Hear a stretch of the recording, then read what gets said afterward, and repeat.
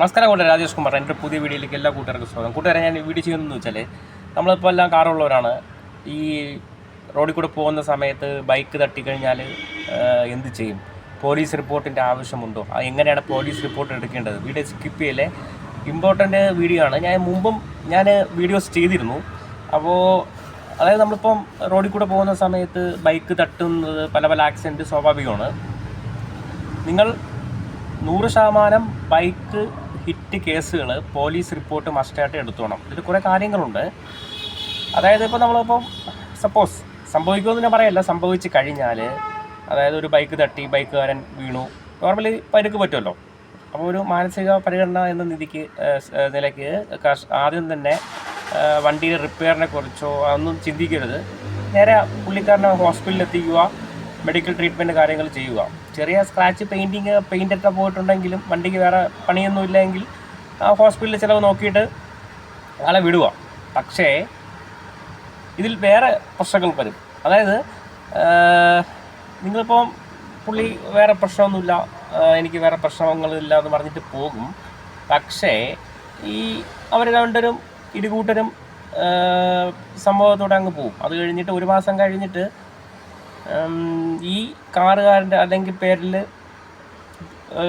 ഇത് വരും, കേസ് വരും. അതായത് ഇതിൽ പല കാര്യങ്ങളും നമുക്ക് ചെയ്യാൻ സാധിക്കും. അതായത് ഈ ബൈക്ക് ആക്സിഡൻ്റ് കേസിൽ ഇപ്പോൾ നോർമലി ബൈക്കുകാരന് ഒടിവോ അല്ലെങ്കിൽ ഇങ്ങനത്തെ പ്രശ്നങ്ങളുണ്ടെങ്കിൽ കേസ് ഫയൽ ചെയ്ത് ഇൻഷുറൻസ് ത്രൂ അവന് ഉള്ള ക്യാഷ് കിട്ടുന്നത് നല്ല കാര്യം. പക്ഷേ ഇതിൽ പല ക്ലെയിം ആകുമ്പോൾ പല കാര്യങ്ങളും നമുക്ക് ചെയ്യാൻ സാധിക്കും. ഒരു മാസം കഴിഞ്ഞിട്ട് അവന് കേസ് ഫയൽ ചെയ്യാനുള്ള ഓപ്ഷൻ ഉണ്ട്. അപ്പോൾ ഇത് സ്റ്റോപ്പ് ചെയ്യാൻ വേണ്ടിയാണ് പോലീസ് റിപ്പോർട്ട് മെയിനായിട്ട് ഇൻഷുറൻസ് കമ്പനി ആവശ്യപ്പെടുന്നത്.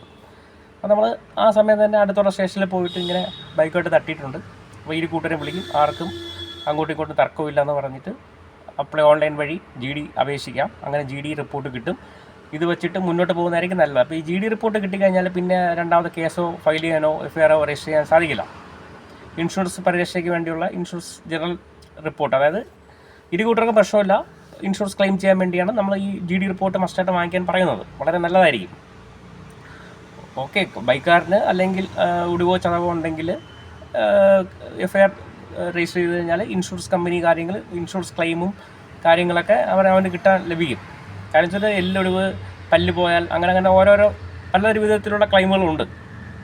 മനസ്സിലാവുന്നുണ്ടോ? അപ്പോൾ അത് മെയിനായിട്ടൊന്ന് നോക്കുക. അപ്പം സപ്പോസ് ആദ്യമേ സ്റ്റാർട്ടിങ് വണ്ടിയുടെ ഡാമേജ് അല്ലെങ്കിൽ റിപ്പയറിങ് ഇത്രയാവും അങ്ങനത്തെ കാര്യങ്ങളൊന്നും ചിന്തിക്കരുത്. ആദ്യം ഹോസ്പിറ്റലിൽ കാര്യങ്ങളെല്ലാം ചെയ്യുക. ചെയ്ത ശേഷം അവരോട് സംസാരിക്കുക. പിന്നെ പല കേസുകളുണ്ട്, ബൈക്ക് ഹിറ്റ് കേസുകൾ. ചിലപ്പോൾ കാറുകാരൻ്റെ മിസ്റ്റേക്ക് കൊണ്ടും സംഭവിക്കാറുണ്ട്. അങ്ങനെയുള്ള കേസുകളും ചിലവർ പരസ്പരം സംസാരിച്ചിട്ട് വണ്ടിയുടെ പണിയും അവനുള്ള ക്യാഷൊക്കെ കൊടുക്കുന്നുണ്ട്. അത് വേറെ ത്രൂ അല്ല, അവർ പരസ്പര സമ്മതത്തോടെയാണ്. അങ്ങനെയാണെങ്കിൽ നിങ്ങൾ മുദ്രപത്രത്തിലോ കാര്യങ്ങളോ ഈക്വലായിട്ട് സംസാരിച്ചിട്ട് ചെയ്യുന്നതായിരിക്കും നല്ലത്. എന്തുകൊണ്ടും പോലീസ് റിപ്പോർട്ട് വാങ്ങിക്കുന്നതുകൊണ്ട് നമുക്ക് യാതൊരു നഷ്ടവുമില്ല. മസ്റ്റായിട്ട് വാങ്ങിക്കുന്നത് വളരെ ഗുണം ചെയ്യും. ഇൻഷുറൻസ് വേറെ ഫോർമാലിറ്റി കാര്യങ്ങളൊന്നും വരില്ല. നമ്മൾ RC ബുക്ക്, ഇൻഷുറൻസ് ലൈസൻസ് കാര്യങ്ങളൊക്കെ സബ്മിറ്റ് ചെയ്യേണ്ട സമയത്ത് ഈ GD കൂടെ അറ്റാച്ച് ചെയ്ത് കൊടുത്താൽ മതി. വേറെ ഇൻഷുറൻസ് ക്ലെയിം കിട്ടുന്നതിന് വേറെ പ്രശ്നങ്ങളും കാര്യങ്ങളൊന്നും ഉണ്ടാകത്തില്ല. ഓക്കെ, അപ്പം ഇതൊന്ന് ശ്രദ്ധിക്കുക. പരസ്പര നിങ്ങൾ അങ്ങോട്ടും ഇങ്ങോട്ടുള്ള ധാരണയിൽ പോകുന്നത് പിന്നെ ഭാവിയിൽ നിങ്ങൾക്ക് പ്രശ്നമായിട്ട് വരാൻ ചാൻസ് ഉണ്ട്. ഒരുപാട് കേസുകളുണ്ട്. പിന്നെ എല്ലാ കേസുകളും അല്ല, ചില കേസുകൾ വരില്ല. പിന്നെ തട്ടുന്ന സമയത്ത് ചിലപ്പോൾ പുള്ളിക്കാരൻ ലൈസൻസ് കാണില്ല, ചിലപ്പോൾ അങ്ങനത്തെ കുറേ കാര്യങ്ങളും ഉണ്ടാവും. പിന്നെ ഒരു മാസം കഴിഞ്ഞിട്ട് പിന്നെ ഇത് വക്കീൽ ത്രൂ ഒക്കെ പോയി സംസാരിക്കുമ്പം ഇവർക്ക് ക്ലെയിം വെച്ച് കൊടുക്കാമെന്ന് പറയും. നമ്മൾ ഏതൊക്കെ സിനിമയെ കാണുമ്പോഴൊക്കെ തന്നെ ഏകദേശം. അപ്പോൾ ഒന്ന് ശ്രദ്ധിച്ചു കഴിഞ്ഞാൽ നമുക്ക് ഒരു പരിധിവരെ ഈ പ്രശ്നങ്ങളില്ലാത്ത രീതിയിൽ വണ്ടി ഓടിക്കാൻ സാധിക്കും. ഓക്കെ, പിന്നെ ശ്രദ്ധിക്കേണ്ടത് എപ്പോഴും നമ്മൾ ബമ്പർ ടു ബമ്പർ ഇൻഷുറൻസിൻ്റെ കണ്ടിന്യൂ ചെയ്യാൻ നോക്കുക. വർഷം തോറും 1 വർഷം വരെ ഇൻഷുറൻസ് ഉള്ളൂ, ബാക്കി തേർഡ് പാർട്ടി ആയിരിക്കും. ബോഡി പ്രീമിയം 1 ഇയർ കൊടുക്കത്തുള്ളൂ. ബോഡി ഡാമേജ് അതൊക്കെ ഒന്ന് ശ്രദ്ധിച്ച് ഓട്ടിച്ചു കഴിഞ്ഞാൽ ഒരു പരിധി വരെ നമുക്ക് സേഫായിട്ട് വണ്ടി ഓട്ടിക്കാൻ സാധിക്കും.